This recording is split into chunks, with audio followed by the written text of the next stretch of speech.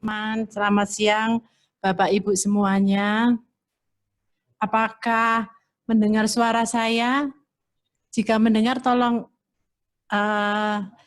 raise hand. Oke, sudah mendengar ya?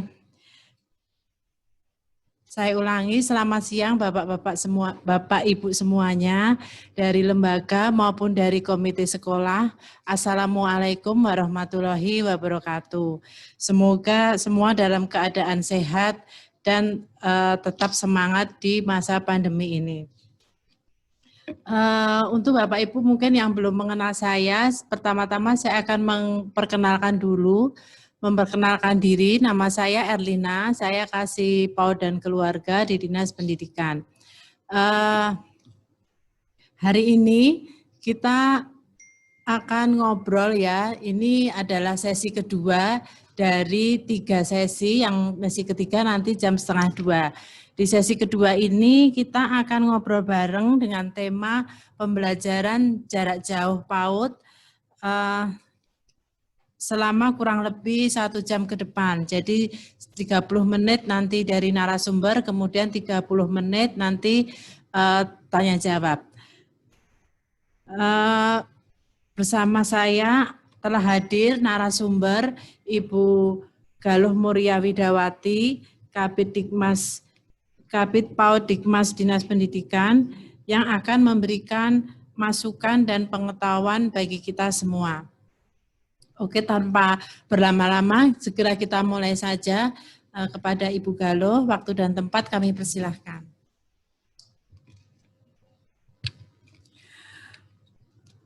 Bismillahirrahmanirrahim.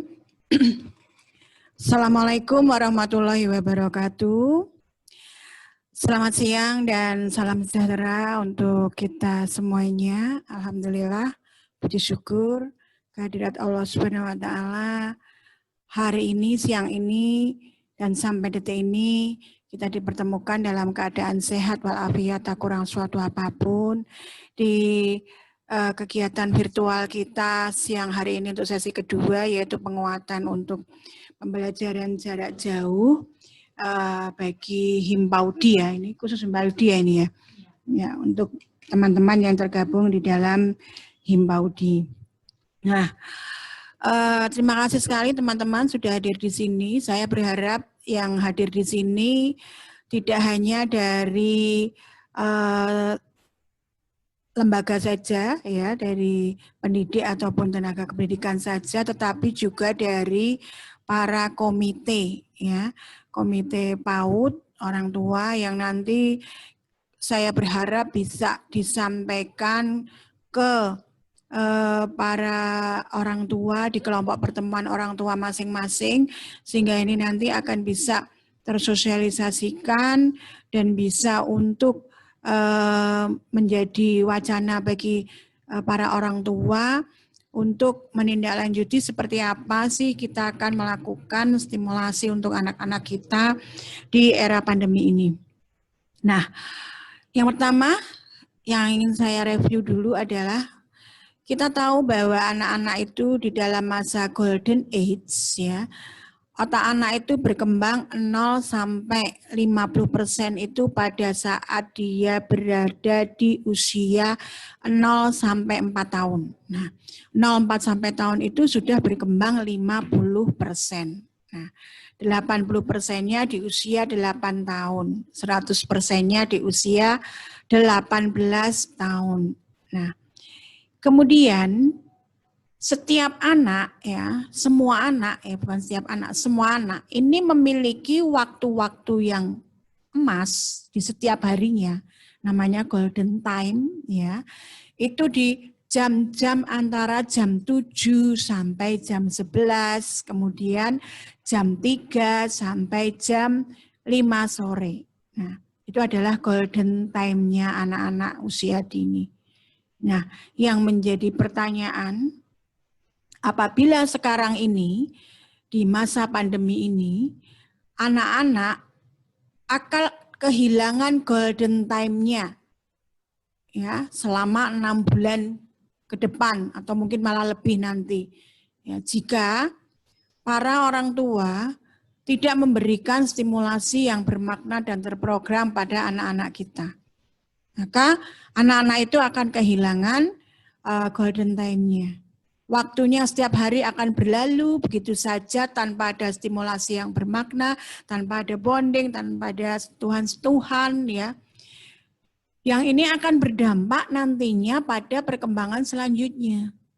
Nah, biasanya di semester 2 itu sudah pada mapan ya. Guru sudah simulasi selama 1 semester. Nah, ini semester 2 nol lagi. Karena apa? Banyak fenomenanya sekarang, banyak orang tua itu mendaftarkannya di semester 2. Ya kan? Nah, bahkan ada lagi yang nggak usah aja lah, nanti aja di tahun ajaran yang akan datang bulan Juli 2021. Nah, lalu jadi pertanyaan, selama 6 bulan lebih ini anak-anak kemana? Bersama siapa? Lalu diajak ngapain? Diapain gitu. Nah, ini yang jadi pertanyaan. Nah, sehingga dari sini saya berharap orang tua bisa memahami bahwa setiap detik dalam kehidupan anak-anak kita ini adalah perlu mendapatkan stimulasi yang bermakna.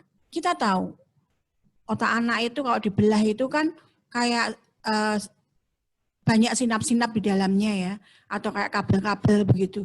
Ada yang tersambung, ada yang belum tersambung. Nah, kalau itu tidak mendapat stimulasi yang berkonsep, stimulasi yang bermakna, maka sambungan yang sudah tersambung sejak kecil, sejak lahir, ini akan putus. Apalagi yang belum tersambung. Nah, saya tidak tahu kejadiannya nanti. Kita tahu bahwa pendidikan anak usia dini ini laksana menanam pohon jati. Dia tidak dipanen dalam rentang 2-3 tahun setelah dia dipaut, tidak. Tapi panenannya nanti. Setelah anak-anak kita ini nanti 20-25 tahun yang akan datang. Nah, selama masa usianya itu dia akan kehilangan 6 bulan lebih waktunya tanpa stimulasi bermakna jika orang tua membiarkannya di rumah, ya, tanpa ada pembentukan karakter, tanpa ada pembentukan perilaku dengan pembiasaan-pembiasaan yang positif. Nah, sehingga apa? Anak yang semula sudah tertata, bangun pagi, kemudian mengikuti stimulasi atau KBM di lembaga pagi hari, tapi karena pandemi ya sudah orang tua itu membangunkannya siang-siang, dibangunkan jam 10, jam 11, habis bangun dimandikan terus tidur ya, makan habis itu tidurkan lagi. Nah, setiap hari hanya begitu saja. Ya, kalau main ya mainnya tidak ada maknanya, tidak terkonsep begitu. Nah, akan menjadi beda apabila anak-anak ini mendapatkan stimulasi yang terprogram. Nah, tugas guru di sini, guru PAUD, ya, tidak lagi sebagai motivator, fasilitator ataupun evaluator, tetapi tugas guru di sini, guru PAUD adalah sebagai koordinator, motivator, dan evaluator. Guru PAUD itu yang akan memberikan atau mengkoordinir orang tua yang tercatat anaknya di lembaganya untuk mendapatkan stimulasi terprogram.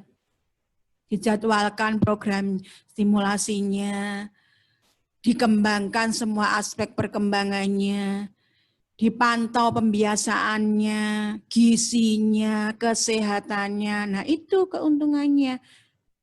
Tapi kalau orang tua tidak mendaftarkan ke lembaga, mencatatkan anaknya di lembaga, ya, anak ini tidak akan dapat stimulasi terprogram dan 6 bulan itu akan berlalu dengan sia-sia bagi anak itu. Kasihan sekali nanti, stimulasinya kurang begitu. Nah, maka saya berharap dengan adanya virtual meeting ini, nanti para guru, juga para orang tua yang mengikuti di sini akan menyampaikan ke orang tua yang lainnya betapa pentingnya stimulasi untuk anak usia dini itu. Ya, dan kita harus pahami bahwa 1 detik saja dalam kehidupan anak kita itu harus dilalui dengan penuh makna, dengan konsep. Ya, tidak asal-asalan, sehingga anak-anak kita itu benar-benar menjadi pribadi yang mateng begitu. Nah, Kalau orang tua mencatatkan anaknya, mendaftarkan anaknya ke lembaga PAUD, sudah pasti lembaga PAUD akan memberikan bimbingan melalui koordinasinya, ya, mendapatkan stimulasi meskipun daring dalam jaringan. Nah, karena apa?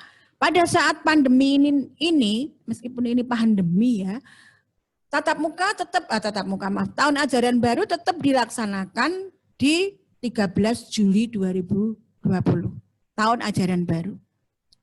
Tetapi untuk PAUD belum tatap muka.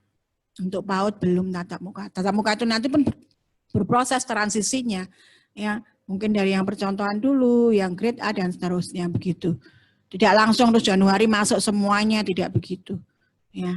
Nah, tanggal 13 Juli ke sana, ya, ketika anak-anak itu bermain di rumah, lembaga harus tetap operasional, harus tetap buka sesuai jam kerjanya.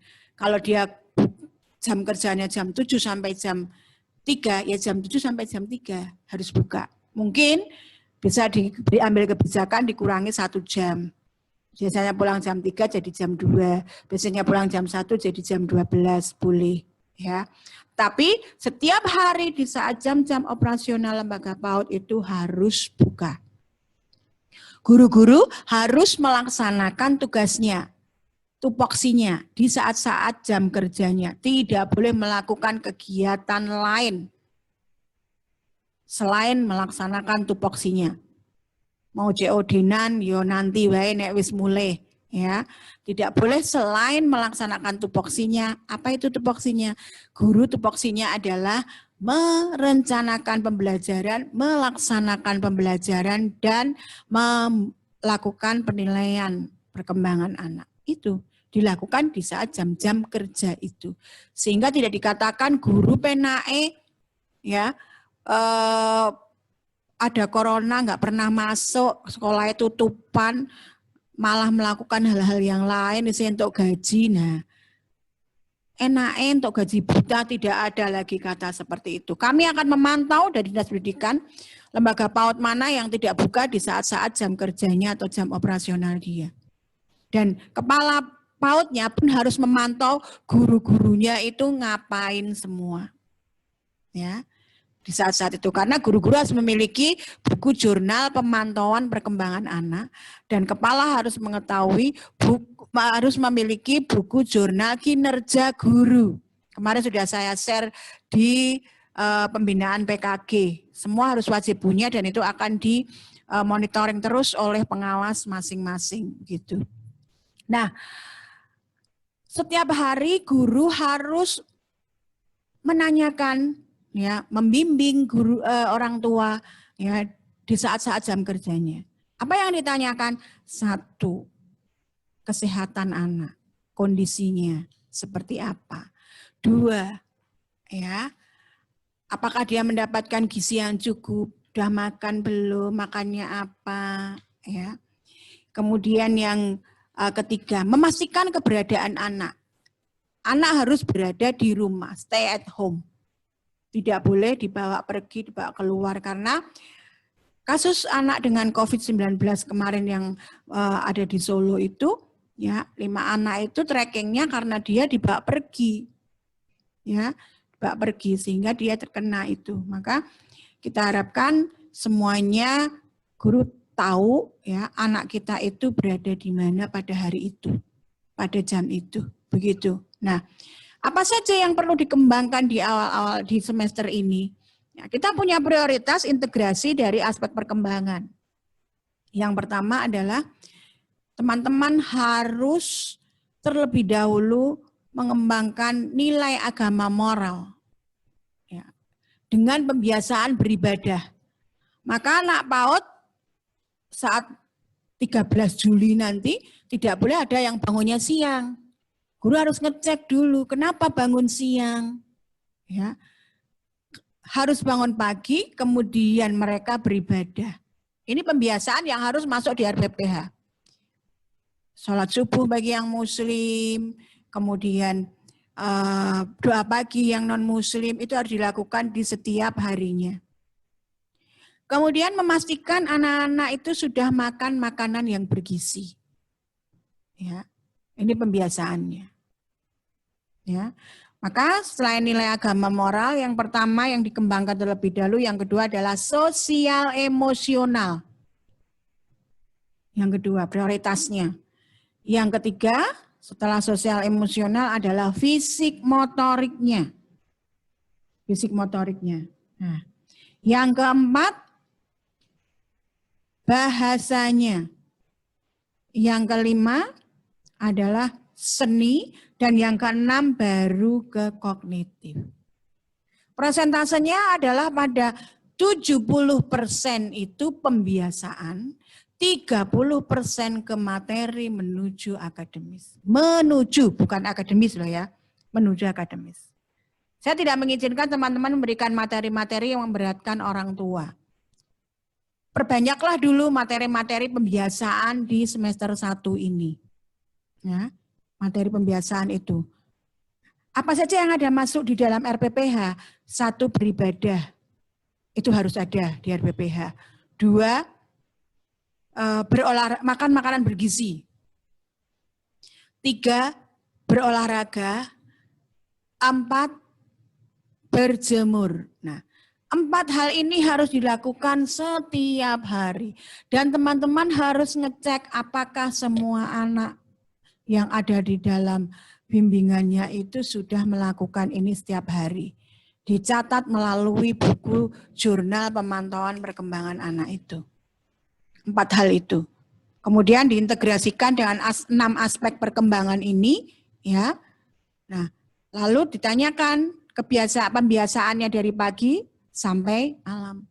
Pastikan anak-anak tidak tidur malam sehingga pagi dia bisa bangun, ya. Paling lambat itu jam 9 anak-anak sudah tidur. Sehingga pagi itu anak-anak bangun, yang muslim juga bangunnya pagi, tidak ada anak-anak yang bangunnya siang.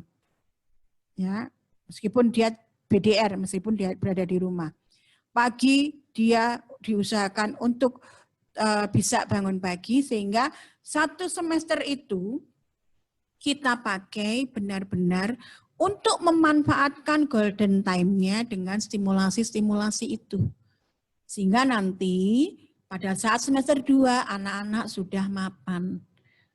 Nah, bagaimana nanti kalau orang tua mendaftarkannya di semester 2? Tentunya anak-anaknya pun akan ketinggalan. Ya, secara perkembangan dia akan di bawah anak-anak yang distimulasi dengan terprogram. Ini sayang sekali.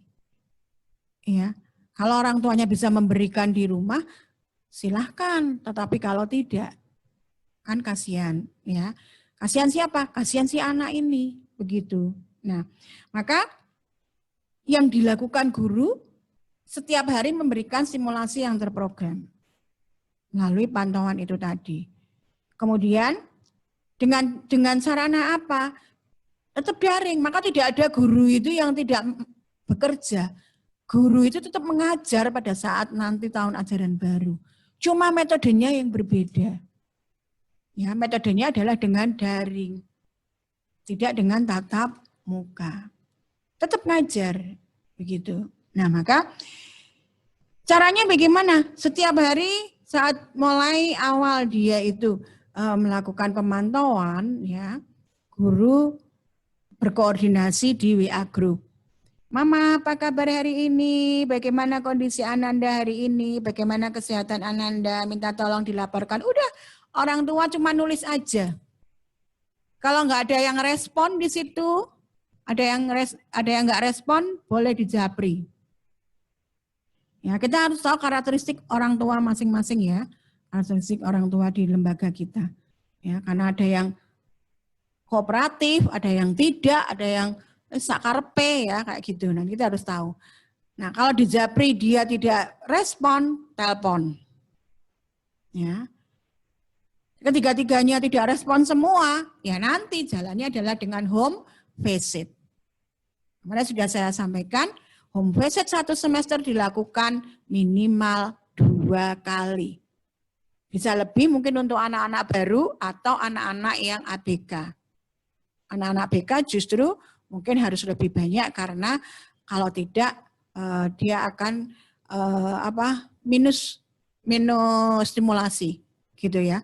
Sehingga diharapkan itu akan lebih diperbanyak untuk home visit-nya. Nah, saat home visit itu kalau orang tua mengizinkan guru bertemu dengan anak, silakan. Kalau orang tua mengizinkan ketemu, diajak bercanda, diajak bermain, nyanyi sambil kita lakukan observasi, ya.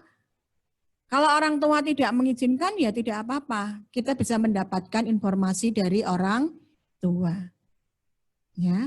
Nah, dan di saat home visit itu juga nanti kita bisa mengumpulkan hasil-hasil kegiatan anak. Kalau teman-teman ada hasil karya, tapi saya berharap tidak banyak memberikan hasil karya ya. Tidak banyak memberikan hasil karya. Dan tidak ada orang tua yang melaporkan lagi melalui online. Foto, video, tidak. Ya, tidak ada lagi. Guru yang harus jemput bola, harus mengambil laporan-laporan itu, ya. Orang tua boleh cerita saja. Jadi kalau nanti hasil-hasilnya itu diambil pas apa? Ya pas home visit saja. Misalnya, Bunda saya nggak bisa ngirim foto. Oh nggak apa-apa, Mama. Nanti saat home visit saja. Saya main ke sana, nanti bisa saya bawa. Teman-teman misalnya memberikan 8 kali materi dengan hasil karya, tapi anak hanya mengumpulkan 2 atau 3 atau bahkan 1, enggak masalah, itu bisa diambil nilai perkembangannya. Enggak perlu harus wolu-wolu nih, 8-8-nya itu enggak perlu. 1 saja kita sudah bisa mengambil penilaian anak itu di semester 1 ini. Ya. Intinya saya berharap program jarak jauh ini teman-teman tetap harus mengedepankan prinsip dari KBM kita yaitu keselamatan dan kesehatan peserta didik, pendidik, tenaga kependidikan, dan juga komponen-komponen yang ada di satuan PAUD itu, misalnya seperti orang tua, ya. Itu prinsipnya harus kita pegang di situ di era pandemi itu. Nah, jadi di 1 semester 6 bulan ini itu gambaran program kita. Pembelajaran melalui daring, setiap hari guru melakukan bimbingan, ya. Guru tidak boleh melakukan kegiatan yang lain selain tupoksinya di jam-jam kerjanya. Ya, saya nggak mau lagi dapat laporan hal-hal seperti itu. Kemarin sudah banyak laporan ke saya, ya, dan ini mengakibatkan saya harus berkoordinasi dengan beberapa yayasan yang menaunginya, sehingga guru perlu diberikan pembinaan. Nah, saya berharap semester 1 di tahun ajaran 2020-2021 ini nanti tidak lagi terjadi seperti itu, karena kita sudah menegaskan dengan hal seperti itu. Nah, kemudian saya berharap ini untuk para komite yang hadir di sini, ya, untuk bisa disampaikan kepada para orang tua yang lainnya, ayah, bunda, umi, abi, mama, papa, ya, yang ada di lingkungan satuan PAUD-nya ataupun di lingkungan rumahnya, ya, untuk segera menyampaikan kepada orang tua agar tetap mendaftarkan putra-putrinya di lembaga PAUD. Ya, sekolah PAUD tidak tutup, lembaga PAUD tidak tutup. Guru tetap mengajar, ya, dengan metode yang berbeda. Nah, dengan anak-anak terdaftar di lembaga PAUD, artinya anak-anak ini tetap mendapat stimulasi yang terprogram, mendapatkan pantauan, ya, perkembangan ataupun pertumbuhan anak, sehingga waktu 6 bulan bagi anak kita ini tidak hilang sia-sia. Bayangkan 6 bulan itu waktu yang tidak sebentar loh. Itu waktu yang lama. Ya, 1 detik saja kita salah untuk stimulasi otak anak itu sudah memutus. Apalagi itu sampai 6 bulan waktunya. Ya, itu sudah melemahkan.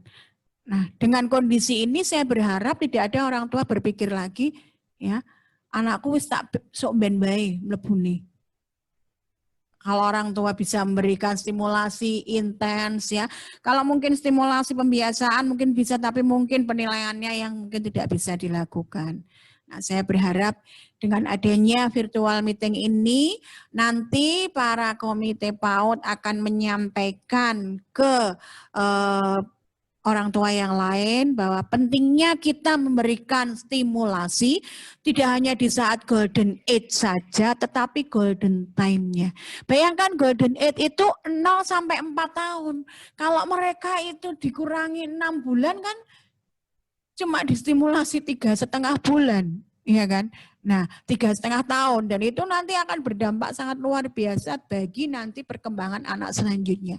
Apabila dalam 6 bulan ini anak dibiasakan bangun siang, ya, tidak diajak, tidak diberikan kegiatan-kegiatan yang bermakna, terkonsep untuk menstimulasi semua aspek perkembangannya. Apa yang terjadi 6 bulan yang akan datang?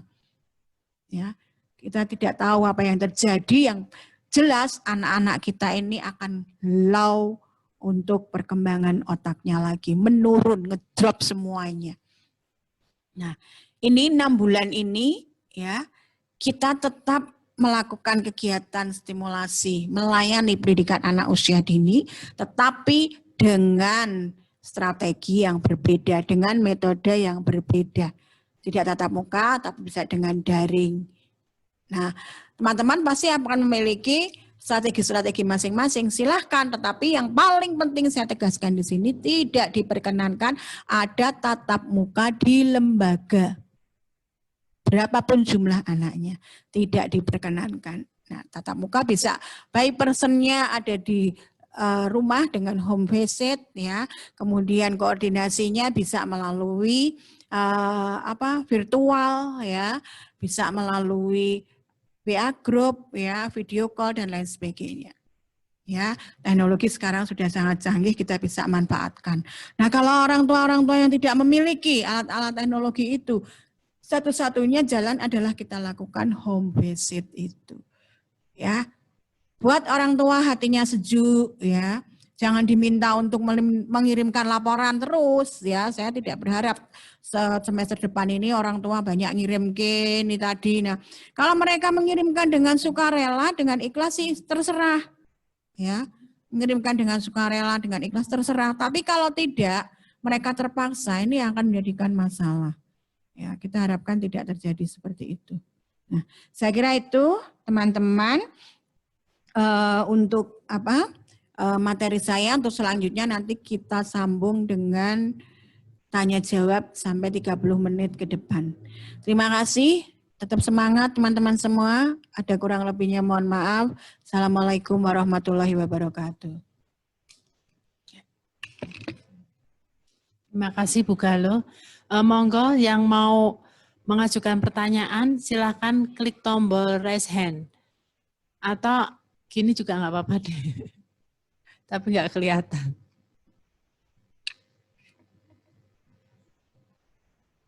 Itu Bu Risti itu, ya. Unmute. Di unmute Bu Risti supaya di unmute. Silakan di unmute.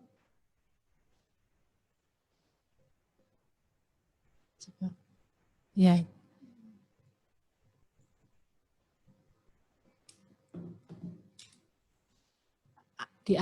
Oh ya bisa. Silakan Bu Risti.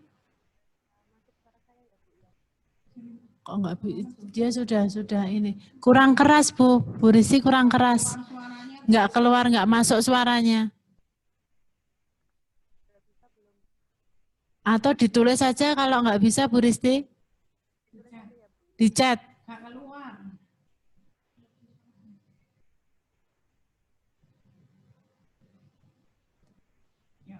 Coba nanya. Bu Risti coba ditulis aja nggak Bu Risti di chat, soalnya nggak keluar, nggak masuk suaranya.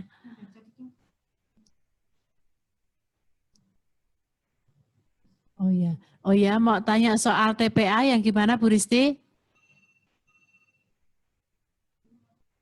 Oh, ngetik. Coba yang lainnya sambil menunggu Bu Risti mengetik, mungkin ada pertanyaan lagi.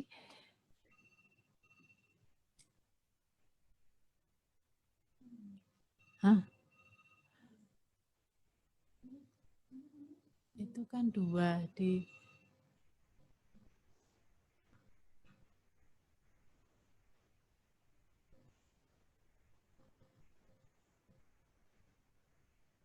yang monggo yang mau bertanya. Oh ini Bu.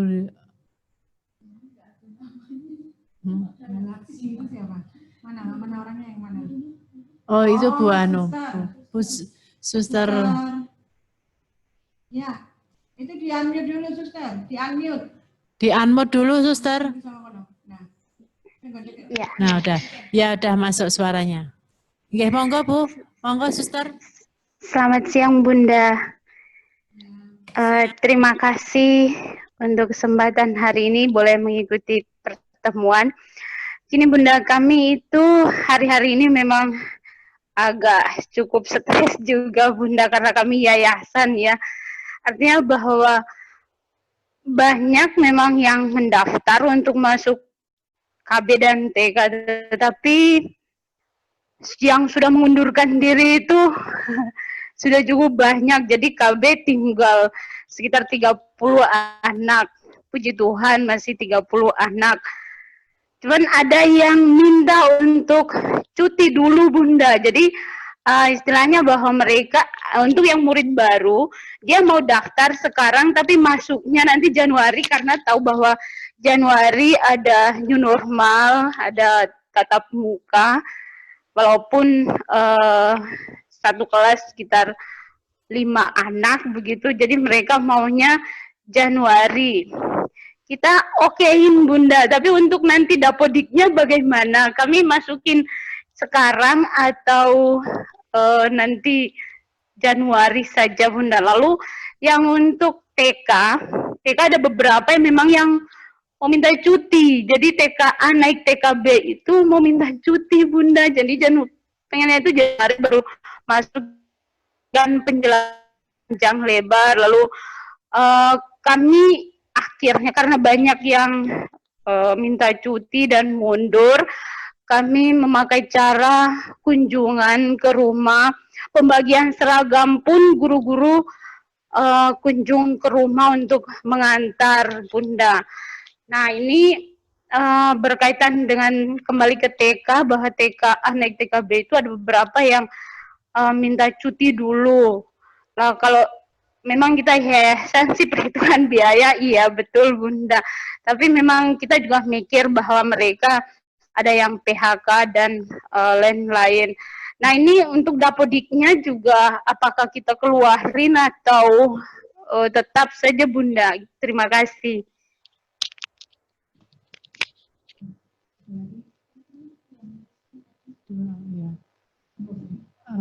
Bekerja. Oke, saya jawab dulu ini pertanyaan chattingnya Bu Risti ya. Mau tanya soal TPA, ya. Mana Bu Risti tadi? Yang naik lagi. Ya. Karena kami kan tinggal hanya bertiga dan tidak ada pengasuh. Sedangkan kami berdua bekerja. Adakah solusinya untuk hal tersebut? Ya. Baik Bu Risti, ya. Ini saya sangat memahami bagaimana kesibukan dari para orang tua, galaunya orang tua juga yang punya anak-anak yang biasa dititipkan di TPA ya.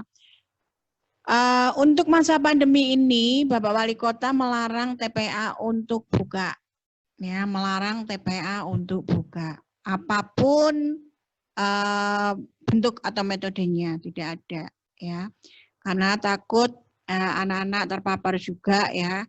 Kemudian muncul klaster baru seperti itu. Nah, ini sangat berisiko sekali. Nah, lalu bagaimana dengan pengasuhnya? Nah, mungkin Bu Risti bisa berembuk dengan TPA yang biasanya itu dititipin ya. Untuk pengasuhnya bisa mengambil satu pengasuh, tapi dengan catatan ada pernyataan dari orang tua yang memang ingin menitipkan putranya karena kondisi harus bekerja dan lain sebagainya. Nah, itu bisa dititipkan di pengasuhnya di TPA itu, tetapi tidak berada di TPA itu. Ya, karena jika itu nanti TPA dipakai untuk penitipan, dia harus dibuka, dia harus memenuhi beberapa persyaratan-persyaratan. Di antaranya pengasuh itu juga harus dirapid dulu, ya, ikut rapid test dulu. Kemudian setiap hari lembaganya itu harus disemprot, didisinfeksi, ya, dan ada pernyataan atau izin dari orang tua. Maka saya sarankan itu blind person saja dengan pengasuhnya, mungkin bisa dititipkan di rumah pengasuhnya, ya, atau pengasuhnya yang diminta ke rumah, monggo itu dibicarakan secara musyawarah. Ini yang menjadi solusi untuk teman-teman atau orang tua yang biasa menitipkan anak di TPA. Gitu ya Bu Risti ya. Tapi memang kita belum mengizinkan untuk membuka operasionalnya taman penitipan anak. Kemudian untuk suster dari Marsudirini, ya, ini tidak hanya di Marsudirini ya suster ya, semuanya itu sudah pada minta cuti semuanya. Nah, yang saya sampaikan itu tadi tolong disampaikan ke orang tua ya suster ya. Ya, meskipun dia itu mulainya itu besok Januari ya, tapi dia tetap harus mencatatkan nama anaknya di lembaga supaya anak itu tidak keluar dari Dapodik. Begitu. Dan selama 6 bulan ini lembaga berkewajiban untuk memantau kesehatan, perkembangan, pertumbuhan, dan keberadaan anak-anak itu. Jadi tetap diminta sosialisasikan ke orang tua, kalau tadi sudah dilakukan secara door to door, tetap ini tetap kita catat ya, biar kita lakukan meskipun nanti mulainya bulan Januari. Tapi yang perlu diingat bulan Januari itu tidak semuanya langsung mulai loh. Ya. Jadi ada mungkin yang kriteria grade dari lembaga itu sarprasnya itu tidak memenuhi hanya 50%, ya mungkin baru mulai bulan Maret. Karena yang baru mulai dulu itu yang percontohan dulu 25 itu ya udah mulai selama 2 minggu tidak ada yang terpapar ya, baru yang grade A, kemudian 2 minggu baru yang grade B, begitu. Jadi tidak langsung blok semua anak-anak masuk, itu tidak ya. Jadi kita lihat dari kelayakan dan kesiapan lembaga dalam menyelenggarakan KBM New Normal. Untuk sementara para guru tetap melakukan pemantauan dengan pembelajaran jarak jauh itu. Nah, tetap nanti setiap lembaga minimal punya jumlah anak di dalam Dapodik itu. Ya, di dalam Dapodik atau dalam BOP. Kalau orang tua masih keberatan dengan biaya, kaitannya dengan biaya, nanti bisa dibicarakan dengan pihak sekolah, yang penting ada kesepakatan.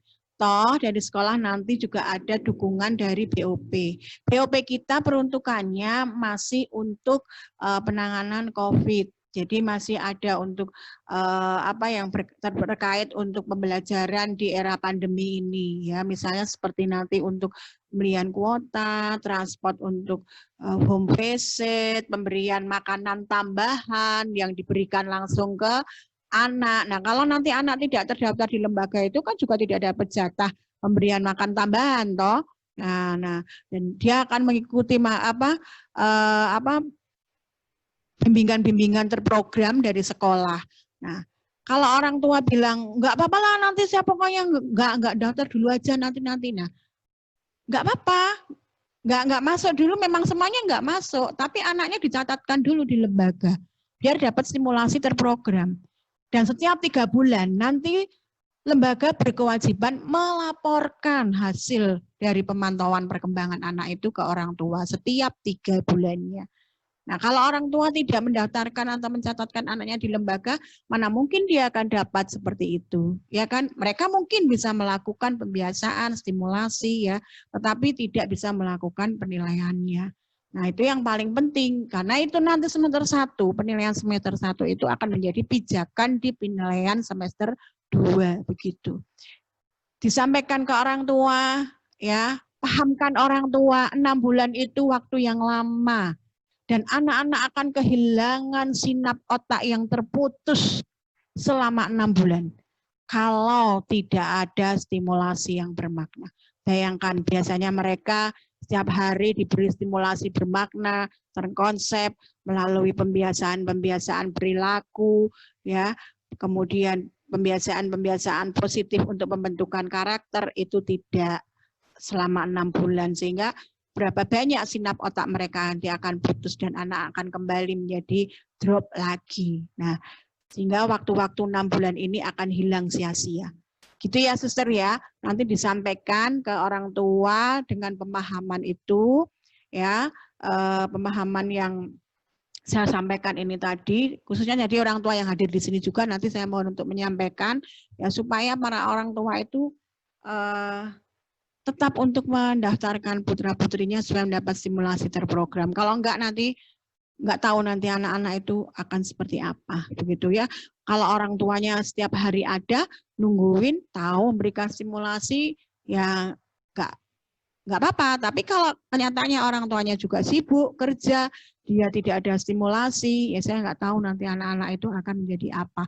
Terutama yang paling penting itu di saat anak usia dini itu adalah pada pembentukan karakter dan perilaku yang merupakan itu pijakan awal dari perkembangan anak selanjutnya. Begitu ya. Terima kasih. Ada lagi, monggo. Oh ya, nih ada dari mana itu? Pospaud Bina Pergiwati ya. Mau tanya Bunda, untuk melakukan penilaian pada anak dilakukan apa itu kegiatan anak selama sehari full mulai bangun tidur sampai tidur malam hari, atau bisa dilakukan mulai bangun tidur pagi sampai tidur siang. Nah,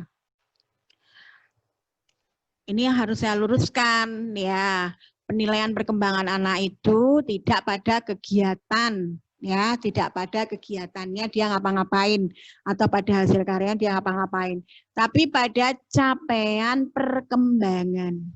Dan capaian perkembangan itu tidak mengharuskan guru itu nunggoni anak dari anak bangun sampai tidur lagi, itu tidak.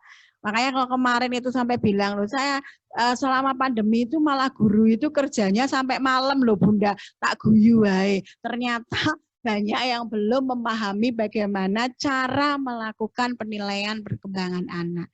Ya, kita bisa melihat dari beberapa saja ya, dan nanti itu diperkuat di saat home visit. Tidak perlu anak bangun tidur sampai anak tidur lagi, tidak. Cukup misalnya poin-poin di dalam satu hari yang ada di RPPH itu berkembangnya di mana, begitu saja. Nah, nanti kemudian direkap ya, diperkuat lagi dengan bukti otentiknya pada saat home visit. Nah, maka pada saat home visit itu nanti meskipun kita tidak bertemu anak, dialog dengan anak, tapi dengan laporan orang tua atau melihat anak dari kejauhan itu pasti kita akan bisa. Gitu. Jadi tidak dilakukan penilaiannya dengan anak itu sehari full, tidak. Yang terpenting tadi 4 tadi yang saya mintakan, yaitu 1 ya, beribadah. Ini kan sudah capaian aspek perkembangan nilai agama dan moral. Kemudian makan makanan bergizi. Ini holistik integratifnya harus terpenuhi juga. Kalau pas tatap muka kan pasti akan terpenuhi karena ada kegiatan pemberian makanan tambahan. Tapi kalau pas begini kan tidak akan terpenuhi, ya. Apalagi kalau orang tua yang membiasakan memberikan sing disenengi anak daripada sing dibutuhkan anak, gitu. Contohnya banyak loh ya, dari makanan saja. Banyak orang tua memberikan sing disenengi anak daripada dibutuhkan. Setiap hari diberikan mie instan, telur ya, atau apa? Nugget aja. Nah, ya, biar anak diem diberikan gadget. Nah, ini adalah kebiasaan orang tua memberikan hal-hal yang tidak dibutuhkan anak, tapi disenangi anak gitu. Nah, itu tidak boleh. Maka harus pastikan setiap hari anak mendapatkan makanan bergizi. Tanyakan kepada orang tua atau pengasuh lembaga itu harus pegang siapa yang sehari-hari, nomor siapa yang sehari-hari anak bersama dia. Gitu. Jadi misalnya anak itu sehari-hari sama eyangnya, ya pegang nomor HP eyangnya. Ya. karena ibu bapaknya kerja, dengan sehari-hari dengan susternya, babysitter, atau dengan bibinya, ya itu yang dipegang. Jadi kita ngobrolnya sama mereka-mereka ya. Tidak perlu mereka mengirimkan foto kegiatan ini, buktinya enggak usah, kita percaya sama orang tua. Mereka kita telepon lalu cerita, atau di WA grup mereka cerita, itu sudah menjadi catatan di perkembangan kita. Tidak perlu sampai 1 hari full ya, sesuai dengan jam kerja kita saja. Nah, kalau misalnya orang tua itu biasanya melaporkan malam, ya enggak apa-apa. Di malam jawab aja, oke Ma, terima kasih, sehat ya untuk Nadia. Nah, besok pagi tinggal direkap di buku jurnal pemantauannya. Begitu ya, tapi teman-teman melakukan pemantauan itu di saat jam kerjanya, tidak di luar jam kerja. Gitu ya, dari Bina Pergiwati, oke? Ya, terus ada lagi dari mana?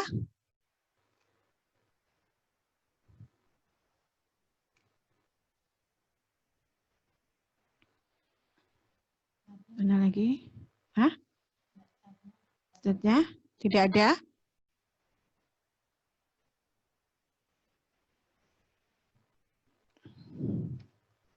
Tidak ada lagi yang perlu ditanyakan?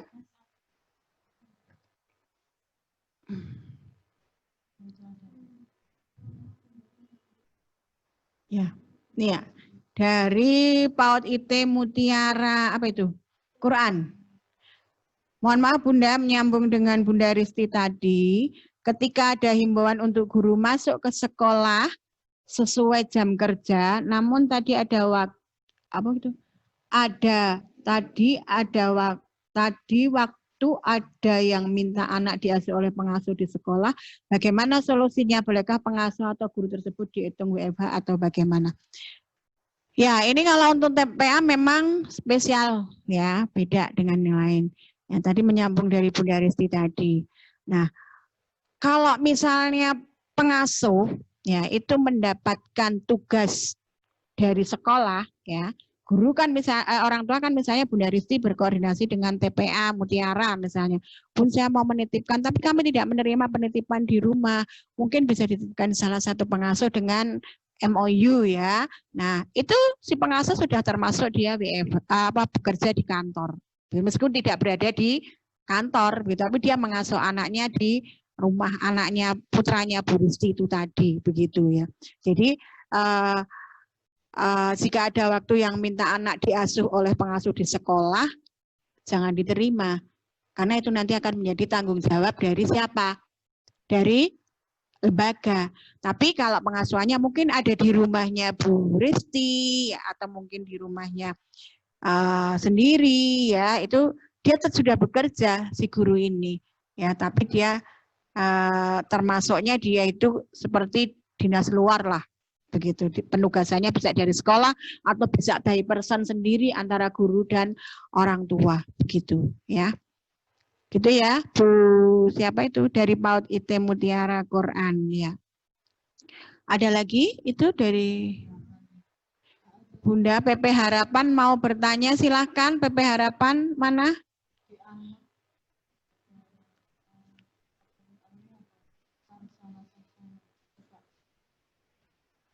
Sarsono. Pak Sarsono atau Bu Sarsono itu?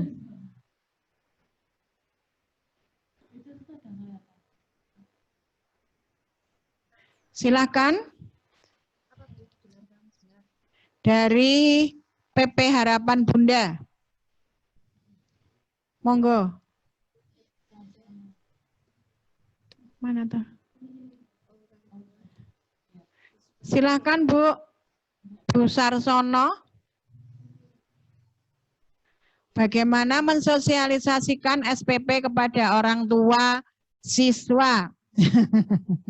Nah, SPP ini yang pertama mohon disepakati dengan orang tua jumlah besarannya supaya tidak menimbulkan hal-hal yang tidak mengenakan ya, mengganjal orang tua sehingga ada protes dan sebagainya. Harus ada kesepakatan besarannya. Sosialisasinya adalah dengan cara itu. Lembaga kami ya, tidak tutup. Kita tetap operasional, ya. Terus tetap mengadakan pembelajaran, tetapi dengan metode yang berbeda, yaitu metodenya dengan daring itu tadi, ya, tidak melalui tatap muka.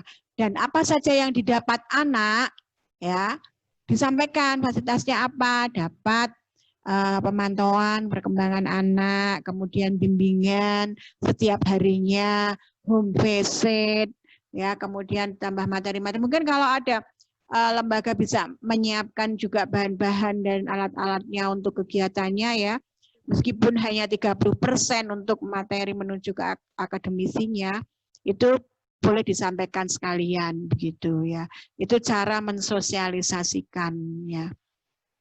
Terus PP Harapan Bunda, apakah RPPM dan RPPH dikerjakan setiap hari? Kalau RPPM ya dikerjakan setiap minggu, kalau RPPH dikerjakan setiap hari. Tetap harus ada RPPH, ya. Dan di dalam RPPH itu ada 4 tadi yang wajib pembiasaannya. Apa? 1, beribadah. 2, makan makanan yang bergizi. 3, berolahraga. 4, berjemur, ya. Terus pastikan juga anak terbiasa melakukan protokol kesehatan. Nah, ini kalau anak-anak itu tidak dibiasakan selama 6 bulan ini untuk melakukan protokol kesehatan, maka saat dia masuk nanti anak-anak ini sangat membahayakan, ya. Dia tidak akan tahu, tidak terbiasa bagaimana memakai masker, kemudian menjaga jarak, ya, kemudian CTPS, cuci tangan pakai sabun, ya, dan perilaku hidup bersih, sehat dan aman. Dia nggak akan terbiasa. Tapi kalau 6 bulan ini lembaga itu lebih mengefektifkan pembiasaan 4 hal itu tadi ditambah dengan protokol kesehatan, insya Allah nanti semester kedua ini nanti sudah siap dia untuk masuk dan bertemu dengan yang lainnya. Dia sudah terbiasa dengan protokol kesehatan. Begitu ya Bu Sarsono, ya. Oke, ada lagi yang lainnya?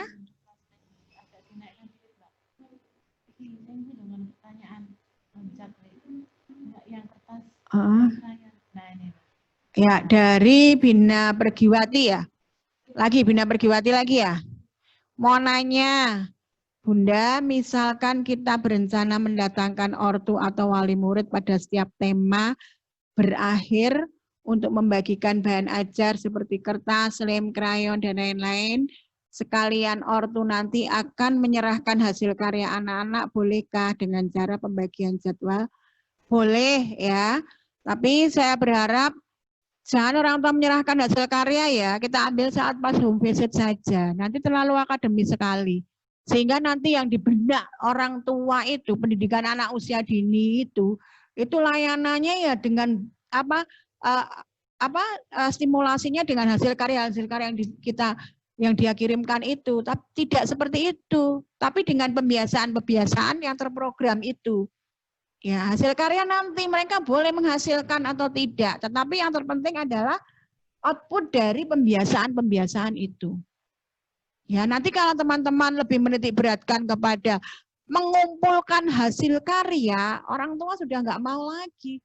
Repot aku, setiap hari kon gawe ngene, kon gawe ngene, kon gawe ngene. Lah aku sing mulang sopo? Kudune sing mulang lak gurune. Nah, tidak. Ya, teman-teman bisa menyampaikan, Ma, ini ada bahan-bahan, ya, lem, krayon, dan sebagainya. Nanti tema kita hari ini, bulan ini adalah seperti ini. Nanti kalau mama libur, papa libur, bisa dibuat bareng-bareng, ya.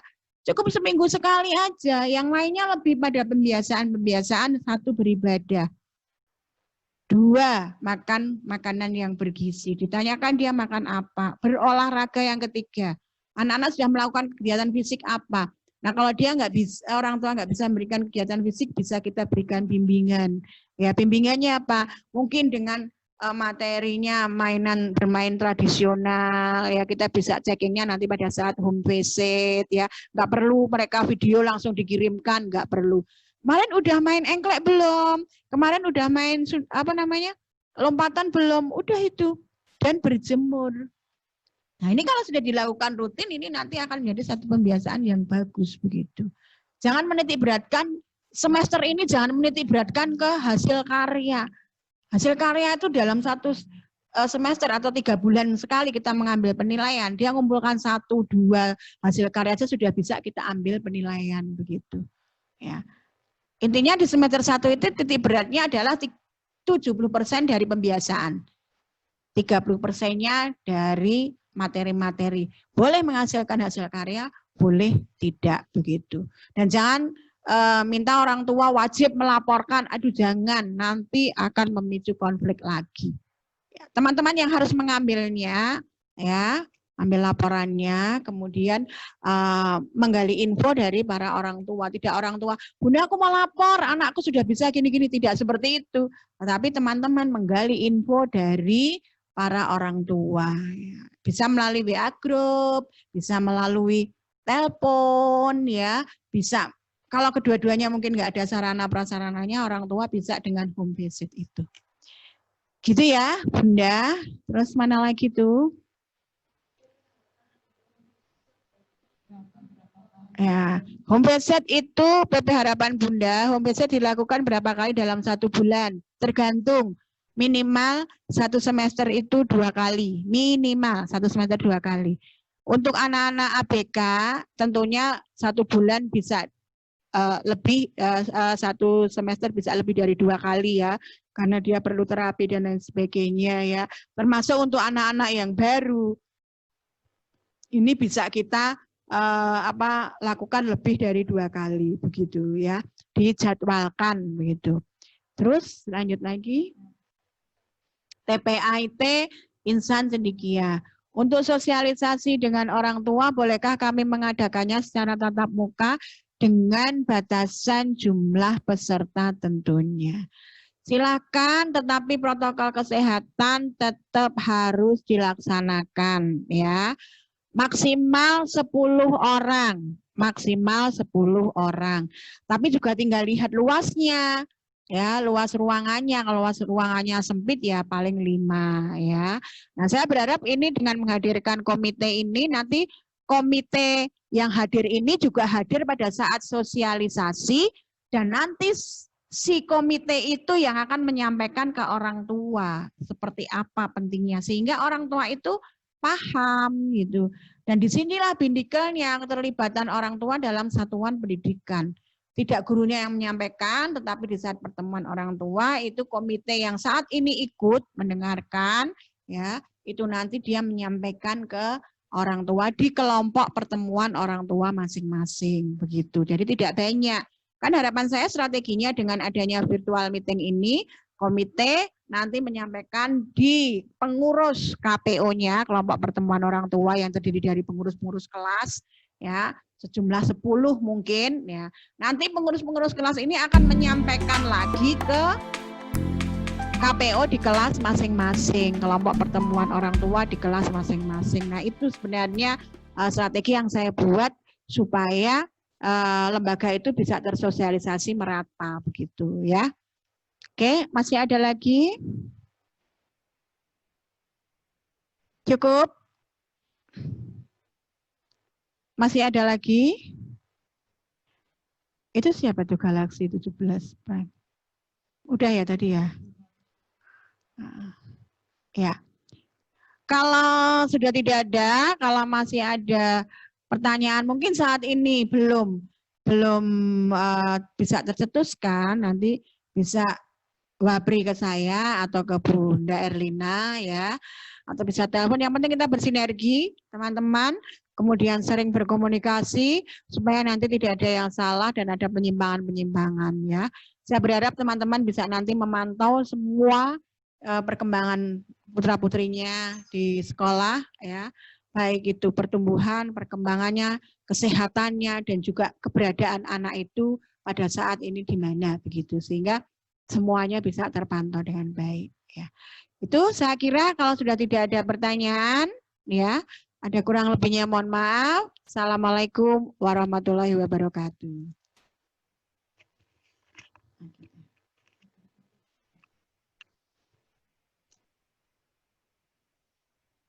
Terima kasih Ibu Galuh, Bu Galuh, atas pengetahuan yang di-share kita tadi. Banyak sekali ya manfaatnya bagi kita dan sebagai bekal bagi kita untuk nanti ke depannya seperti apa. Mohon maaf apabila ada kata, semoga bermanfaat. Wassalamualaikum warahmatullahi wabarakatuh.